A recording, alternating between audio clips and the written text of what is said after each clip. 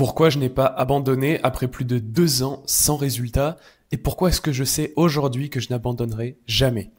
Avant de te dévoiler cette nouvelle mentalité que j'ai développée récemment, qui me permet d'avancer sereinement quels que soient les obstacles que je rencontre, et je sais que ça va durer pendant des années, je vais d'abord te raconter un peu mon parcours, quelles ont été toutes mes erreurs, tous mes échecs que j'ai parcourus, toutes les remises en question que j'ai eues, toutes les fois finalement où j'ai eu envie d'abandonner. J'en ai eu au moins 300 fois envie d'abandonner, mais tu vas te rendre compte qu'en fait ça a été nécessaire pour mon développement et que finalement si je n'avais pas persévéré, ben, je ne serais pas au niveau d'aujourd'hui, mais c'est logique en vrai. Mon parcours a donc commencé en août 2023. C'est là que je me suis intéressé un peu à l'entrepreneuriat. Pourquoi à ce moment-là? Parce que je venais d'avoir 18 ans, j'ai eu mon bac en juin 2023 du coup, et 2 mois après, j'étais en grandes vacances et je savais que c'était mes dernières grandes vacances. Pourquoi? Parce qu'en septembre, je démarrais mon cursus en alternance. C'est un cursus particulier puisque tu alternes un mois d'école et un mois d'entreprise. D'ailleurs, aujourd'hui, je suis toujours en alternance, sache-le. C'est donc pourquoi, quand tu alternes entreprise et école, eh ben, tu as un contrat de salarié, donc tu n'as plus tes vacances, tu n'as que 5 semaines de congés payés. 5 semaines, c'est pas beaucoup en comparaison des grandes vacances qui durent quasiment 10 semaines. Donc je me suis dit à ce moment-là, allez mec, il faut que tu profites de ces dernières vacances pour créer quelque chose de grand. Toi qui es ambitieux, qui a envie d'impacter le monde, qui s'intéresse à l'entrepreneuriat, essaye de profiter de ces vacances-là pour en faire quelque chose de profitable. C'est donc à ce moment-là que j'ai réfléchi à qu'est-ce que je pouvais transmettre au monde, qu'est-ce qui pourrait finalement faire mon succès. Et je me suis rendu compte que ma zone de génie par rapport aux gens de mon âge, à mon entourage, c'était l'organisation. J'étais plutôt quelqu'un d'organisé, on me l'avait déjà dit plusieurs fois, je m'y prenais en avance, j'avais des résultats dans plusieurs pôles de ma vie, mais j'avais quand même beaucoup d'échecs déjà à ce moment-là, notamment des échecs dans mes relations. J'avais beaucoup d'échecs aussi dans les différents business que j'avais voulu lancer au lycée, dans lesquels j'ai pas été très investi non plus, on va pas se mentir. Par exemple, le trading, j'avais voulu faire un truc là-dedans, j'ai lâché au bout de quelques mois. Qu'est-ce que j'ai voulu faire d'autre? Enfin bref, peu importe. Donc j'avais déjà cumulé quelques échecs, mais là j'y croyais, je me suis dit c'est bon, c'est le moment, il va falloir construire quelque chose de grand. C'est donc dans cet avion, pendant les vacances, que je me suis dit, allez, tu vas noter tout ce que tu sais sur l'organisation, tout ce que tu appliques, ou en tout cas que tu as appris à ce sujet. J'ai donc ouvert une note dans mon téléphone et j'ai tout noté. J'ai tout noté et je pensais que ça y est, je tenais le truc qui allait me rendre célèbre, etc. En fait, pas du tout, parce que mon organisation était naze. Ça, je le savais pas jusqu'au moment où j'ai intégré mon cursus en alternance en septembre et que je me suis pris une claque en pleine figure, puisqu'en fait, je n'étais pas du tout prêt et formaté pour assumer la charge de travail qui arrivait, que ce soit au niveau de l'entreprise ou au niveau de l'école. Et ça s'est donc très mal passé sur ces 3, 4 premiers mois. Je me souviendrai toujours de ce mois de décembre, le Dark December, comme j'aime bien dire, où là c'était la déprime totale, presque le burn-out. On dormait plus, enfin je dis on parce que dans ma promo on était un peu tous dans la même situation. Je dormais quasiment plus, je voyais plus mes proches. Au niveau des cours, j'étais submergé, au travail pareil. C'était vraiment une période très compliquée, je faisais même plus de sport. Bref, j'avais vraiment toutes les raisons pour abandonner et c'est là que je me suis dit, il va falloir tout reprendre depuis le début en fait. Mon organisation n'est pas du tout adaptée et je ne peux pas continuer comme ça indéfiniment, je vais juste péter un câble. J'ai donc remis en question tout ce que je savais et j'ai fait l'élève bête et discipliné, entre guillemets, je recommence tout. Tout d'abord, on commence par supprimer les pertes de temps. Ça a été la première étape qui a vraiment tout changé, puisque c'est vraiment ce qui a fait la différence avec 90% des gens de mon âge, de ma génération, qui passent beaucoup de temps, et c'était mon cas, à scroller sur les réseaux, à jouer, etc. etc.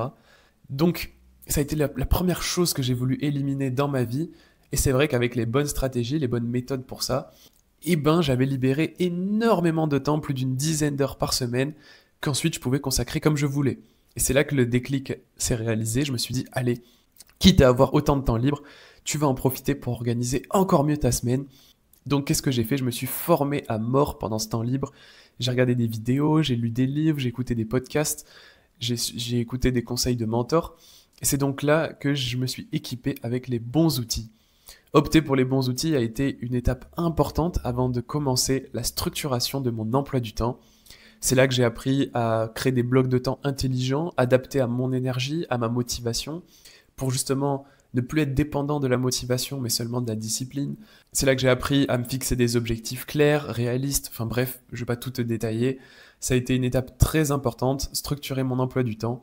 Et c'est là que véritablement j'ai pu comprendre ce que c'était qu'avoir une organisation équilibrée qui me permet de reprendre toutes les passions que j'avais. Et c'est là que j'ai commencé à être vraiment heureux. J'en ai donc profité pour optimiser tout mon emploi du temps, optimiser, mais sans sacrifice bien sûr. Et c'est là que ça y est, je faisais partie du top 1% des gens les plus organisés. Et ça se ressentait clairement, on me l'a déjà dit plusieurs fois. Et là, ça y est, je me suis dit, c'est le moment, il faut que je note tout ce que je sais dans les notes de mon téléphone que j'avais commencé à remplir, souviens-toi. J'ai donc complété tout ça et je tenais pour moi la méthode parfaite pour que les personnes qui étaient dans ma situation avant, donc les personnes débordées, puissent enfin reprendre le contrôle sur leur temps et s'organiser sans sacrifice, sans pression. La preuve en plus, c'est quelque chose qui a marché pour moi, c'est pas juste du théorique, c'était concret et réel. J'ai donc pris toutes ces notes de mon téléphone et je me suis dit, la façon la plus simple, entre guillemets, de le partager, ça va être de faire un livre. J'ai donc passé plusieurs mois à retravailler mon texte, plusieurs mois encore après pour faire la mise en forme. Qu'est-ce que c'était long, je l'ai faite moi-même. Le livre aujourd'hui, Soso, a été créé 100% par moi-même. Et c'est donc comme ça que plusieurs mois après, donc quasiment en octobre je crois, octobre 2024, j'ai enfin sorti mon livre Soso, le système d'organisation super optimisé. Il est passé par plusieurs phases, je l'ai sorti plusieurs fois avant, mais c'était des tests pas très concluants, jusqu'à arriver à ce livre-là qui est donc aujourd'hui encore en vente sur Amazon. Et c'est là que ça a été mon premier échec, enfin premier, j'en ai eu plein avant, mais là c'était le premier gros échec business, j'ai envie de dire ça comme ça, puisque ça ne s'est pas du tout vendu, même pire que ça, et ça je l'ai jamais dit je crois, j'ai payé plus cher en publicité que ce que ça me rapportait. Juste pour pouvoir faire des ventes, juste pour pouvoir être content de me dire, bon, je ne l'ai pas écrit pour rien. J'ai donc commencé dans le business avec un énorme trou dans le portefeuille. Ça se compte en milliers d'euros puisque j'avais dépensé tellement d'argent en pub juste pour qu'il y ait des gens qui veulent bien, s'il vous plaît, acheter le livre. C'était clairement pas une stratégie gagnante et ça m'a vraiment démotivé. Mais je me suis dit, bon allez, sois un peu bête pour une fois, avance sans réfléchir. Essaye de trouver une solution pour faire plus de pub à ce livre, sans devoir payer toujours plus cher. C'est donc comme ça que naturellement, on était en 2024.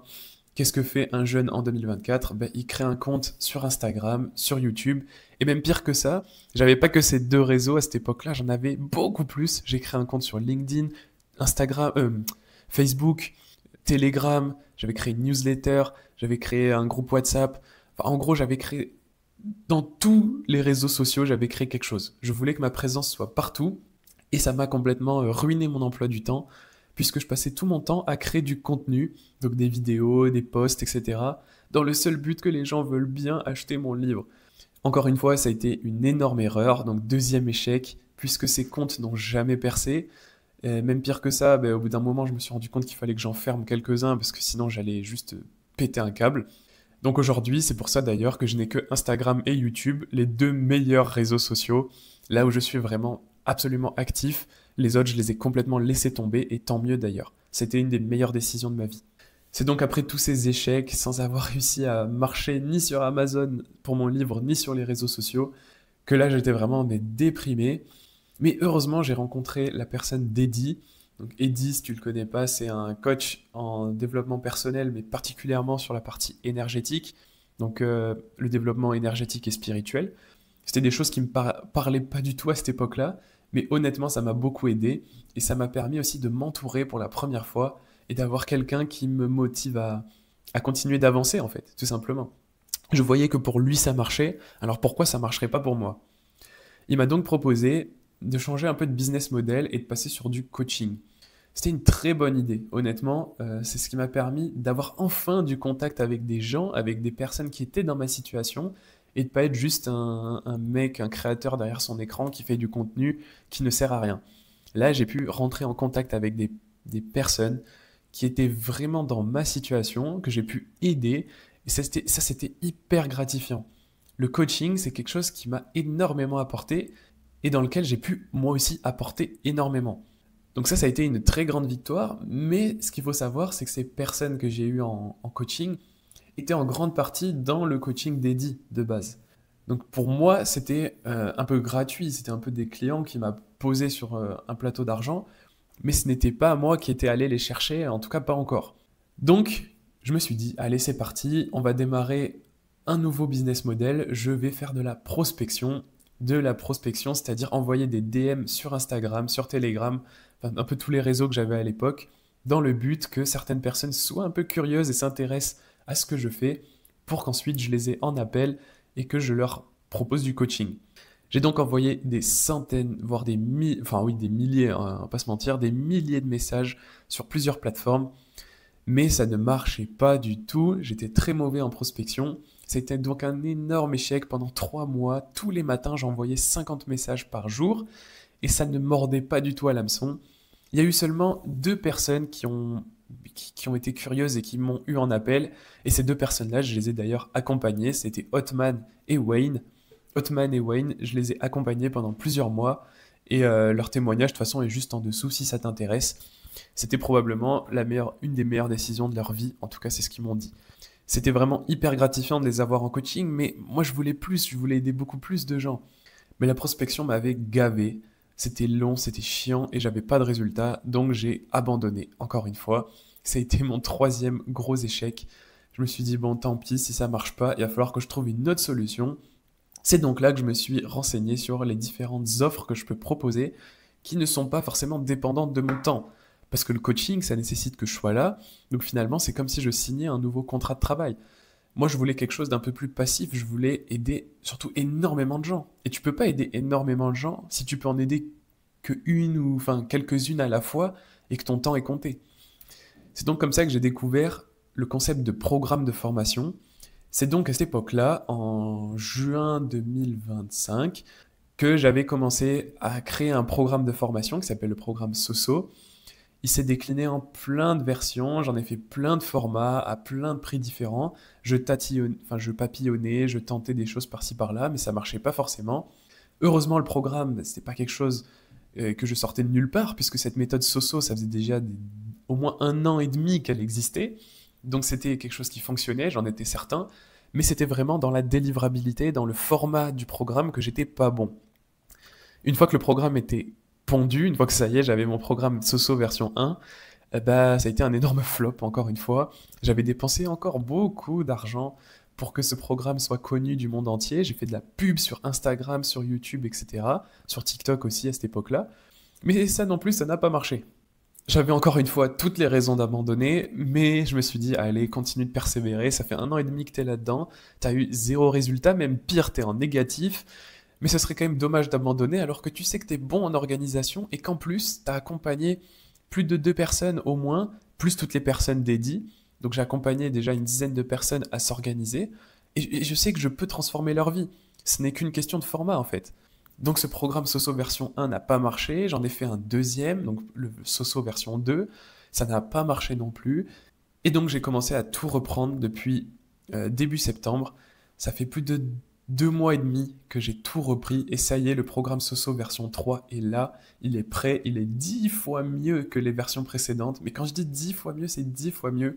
Honnêtement, je n'ai quasiment jamais vu un programme de formation aussi bien fait sur le marché, tout domaine confondu, puisqu'en fait, j'y ai intégré tellement de choses pour m'assurer que tu réussisses à tous les coups, que ce soit des exercices sous chaque vidéo de formation, exercices que je corrige moi-même, pour te donner un feedback derrière et te dire ok, tu as bien compris la leçon et tu l'as bien adaptée dans ta vie, tu peux passer à la suivante.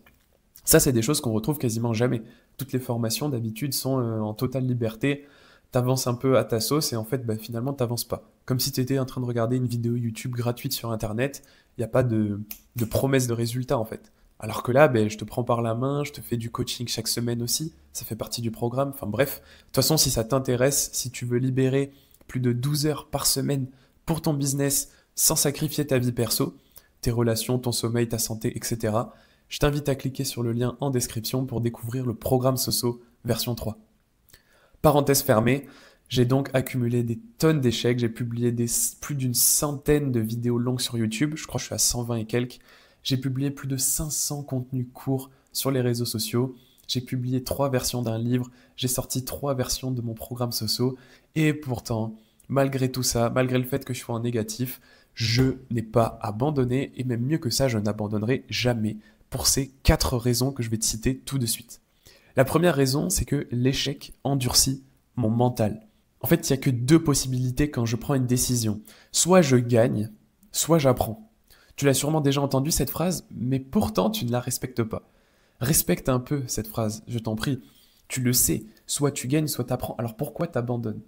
Et ça, j'essaie vraiment de me le garder en tête parce qu'à chaque fois que je fais une erreur, à chaque fois que j'ai un échec, j'en ressors plus intelligent, j'en ressors plus grandi. Donc finalement, l'écart avec mon objectif se réduit, échec après échec. Et d'ailleurs, c'est intéressant de se poser la question, si il me restait que 10 échecs sûrs avant d'atteindre mon objectif, à quelle vitesse j'aimerais échouer rapidement? Ça fait réfléchir, tu te dis j'ai envie d'échouer rapidement pour que mes 10 échecs soient passés et que j'ai enfin atteint mes objectifs. C'est exactement cette mentalité-là qu'il faut avoir. La deuxième raison pour laquelle je n'ai toujours pas abandonné, c'est que je crois sincèrement qu'après plus de 2, 5, 10 ans, 20 ans de persévérance, en fait, il n'y a pas un monde où tu n'y arrives pas. C'est impossible, genre, dans 20 ans, si tu continues de taffer comme un malade sur tes objectifs, sur tes rêves, mais à quel moment tu n'es pas excellent? À quel moment tu n'es pas compétent? C'est impossible. Le problème, c'est simplement que les gens, et moi y compris à cette époque-là, n'ont pas la bonne mentalité et abandonnent. Parce que si tu n'abandonnes pas, si tu avances bêtement, en continuant d'apprendre, de faire des erreurs, d'apprendre, de faire des erreurs, mais forcément, par la répétition, par le volume, tu seras bon. Donc ce n'est qu'une question de temps finalement.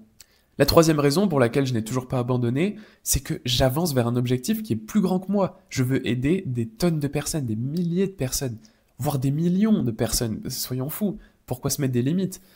Donc comme cet objectif est immense, dans tous les cas, il faudra un temps immense pour y arriver.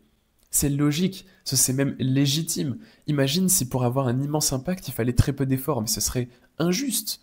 C'est pas justement le fait que ce soit dur qui rend toute la beauté de cet exploit-là. C'est pas le fait qu'il faille des années de travail et d'acharnement et de persévérance qui fait qu'à la fin, tu obtiens des résultats plus exceptionnels que les gens qui n'ont pas fait ces efforts-là.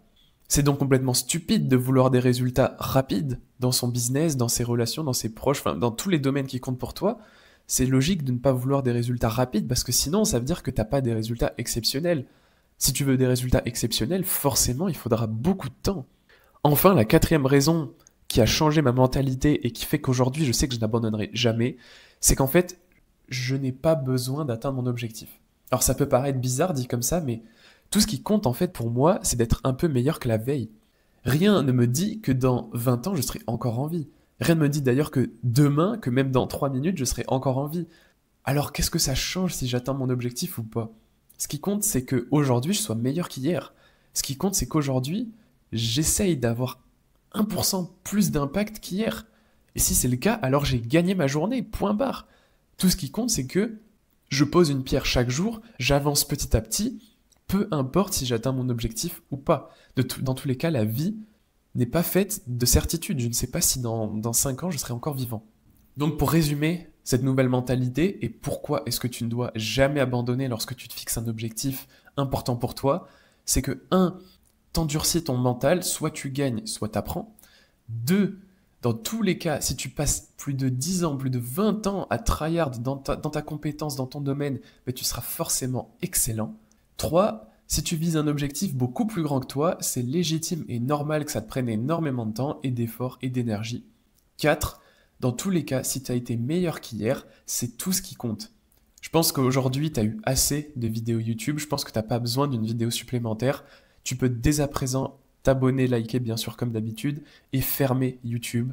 Pense à tout ce que je t'ai dit, même note-le, je t'en prie. C'est que comme ça, c'est qu'en passant à l'action que tu auras des résultats, ce n'est pas en te bourrant le crâne de vidéos encore et encore. Ton temps est précieux, économise-le bien, utilise-le à bon escient. C'était Mehdi Tilson.